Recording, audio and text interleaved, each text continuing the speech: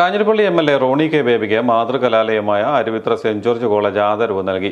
1997 university തലത്തിൽ 2ാം റാങ്കോടെ കോളേജിലെ political science ഡിപ്പാർട്ട്മെന്റിൽ നിന്ന് റോണി കെ ബേബി ബിരുദം കരസ്ഥമാക്കി.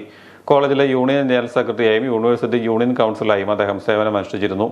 തന്റെ ജീവിതത്തിലെ നിർണായകമായ വഴിത്തിരിവുകൾ സമ്മാനിച്ചത് അരുവിത്ര കോളേജാണെന്ന് റോണി കെ ബേബി MLA അനുസ്മരിച്ചു.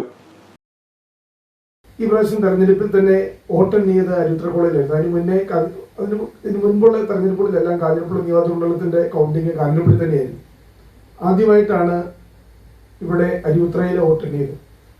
അരുവിത്രയിലാണ് വോട്ടെണ്ണാൻ പോകുന്നത് എന്ന് അറിഞ്ഞപ്പോൾ തന്നെ ഞാൻ ഉറപ്പിച്ച് ഞാൻ ജയിക്കും. കാരണം ഒന്നുമല്ല, എൻ്റെ ജീവിതത്തിലേക്ക് ഒരുപാട് സൗഭാഗ്യങ്ങൾ നൽകിയിട്ടുള്ള ഒരു കലാലയമാണ് അരുവിത്ര സെന്റ് ജോർജ് കോളേജ്. എൻ്റെ ലൈഫിനെ തന്നെ തിരിച്ചത് ഈ കോളേജാണ് എന്ന് എനിക്ക് പറയാനായിട്ട് കഴിയും.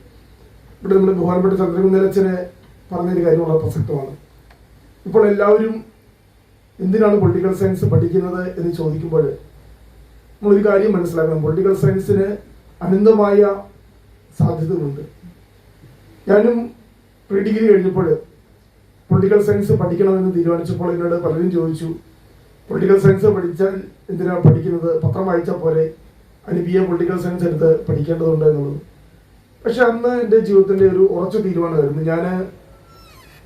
അന്ന് ഞാൻ താമസിച്ചിരുന്നത് നെടുങ്കണ്ടം എന്ന സ്ഥലത്തായിരുന്നു, ഇടുക്കി ജില്ലയിൽ. അവിടെ പ്രീ ഡിഗ്രി അവിടെയാണ് പഠിച്ചത്. പക്ഷെ എനിക്ക് എൻ്റെ വലിയൊരു ആഗ്രഹമായിരുന്നു എനിക്ക് പൊളിറ്റിക്കൽ സയൻസ് പഠിക്കണം.